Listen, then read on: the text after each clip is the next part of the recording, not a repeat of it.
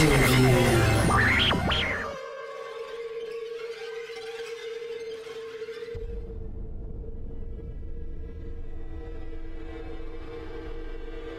First, the player is a former Big Daddy. He is a prototype from the original line of Big Daddies, each of whom were bonded to a single little sister. And for some reason, a mysterious reason, he has been awakened. His free will has been restored at the beginning of the player's control of him. And he is crossing the city, wondering what has happened in the last 10 years, sort of a man out of time, trying to find his former little sister. She's the only one who gives him any kind of meaning in this world, and she's the only thing that he believes hasn't changed. And so he's pursuing her and comes into conflict with Sophia Lamb as a result. One of the many thematic goals of BioShock 2 has to do with sort of rapture from a child's eye view. And so I'll start with Ryan Amusements. Ryan Amusements is a theme park designed entirely to brainwash children. Rapture is a secret, and they can't really have kids that are born there wanting to see Ireland, you know. So they have to scare those kids out of ever visiting the surface. And so you basically walk around through one of Andrew Ryan's terrifying propaganda messages, live in a kind of, House of Horrors kind of style. So, but the parasites say no. What was yours is ours. We are the state. We are gone.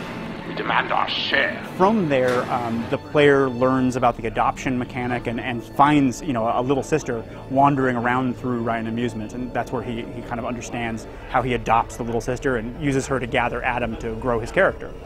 Much later, Siren Alley is where Andrew Ryan's ideas have kind of been left behind because he's dead now, and Sophia Lamb is on the rise.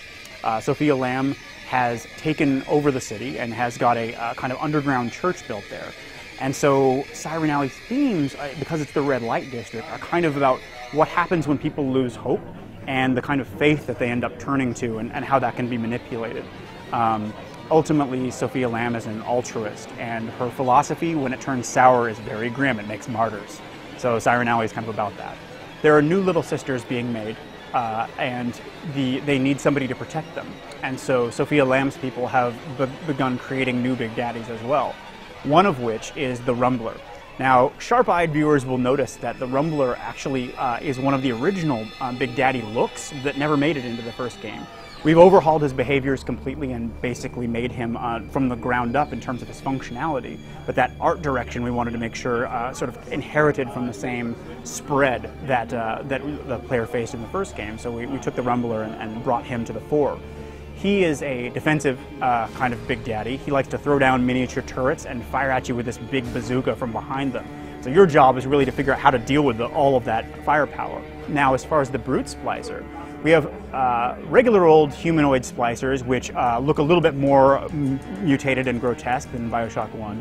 But there are also first-generation splicers that have been around since the events of BioShock 1. Those guys have been splicing themselves stronger and stronger, or more versatile in various ways, and the Brute Splicer is one of them.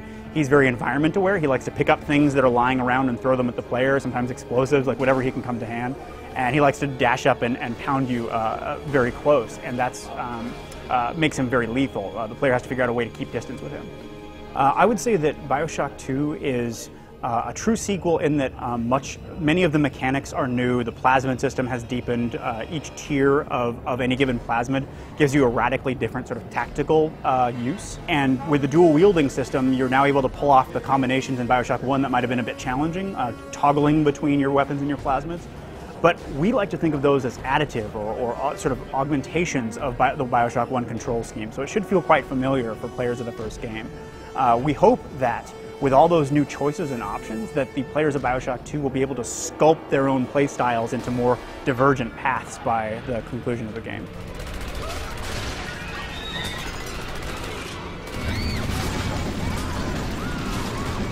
One of the things that I felt had the most potential for expansion in the first game was the relationship between the Big Daddies and the Little Sisters.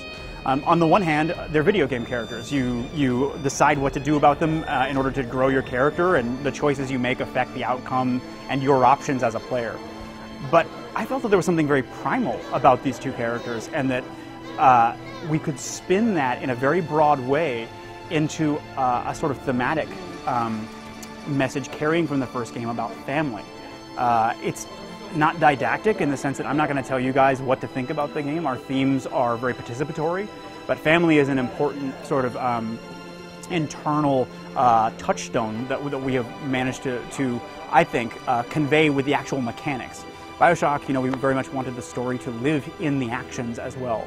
And so, as a Big Daddy, the little sisters are not just, they don't regard you as strangers, they regard you as family. And the choice that you're making with them is not just whether to deal with them now or deal with them in a different way. It's to how much of their trust that you're willing to either make good on or exploit. So the player can either pick up the little sister and adopt her, at which point he can then gather Adam from around the world, playing into that trust the whole time, and then again he can decide whether to harvest or rescue her. Or if he doesn't feel like it at the time, he can just deal with her on the spot. We feel like that changing the moral context of those choices has some power, and it definitely affects the story's outcome. All the choices that the player makes in the game, because we are trying to celebrate the player's free will this time around, affect the story's outcome. Now, as far as the Big Sisters go, the Big Sisters are the most powerful guardians of the Adam ecology in Rapture. When a little sister is lost and the Adam from her ends up in some splicer's vein, the Big Sister hunts them down. Well, previously, the Big Sister was a single character that was tied to the story front to back.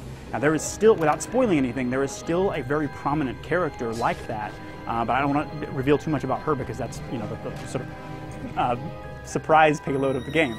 But there are also encounters with Big Sisters that you can decide how to deal with, because they are in fact the most difficult battle that you face as you go through to the end. So that character has sort of fractaled out into different incarnations, and you guys will I guess experience those firsthand. So BioShock 2 is coming out for Xbox 360, PlayStation 3, and PC, and it will be released on February 5th, 2010.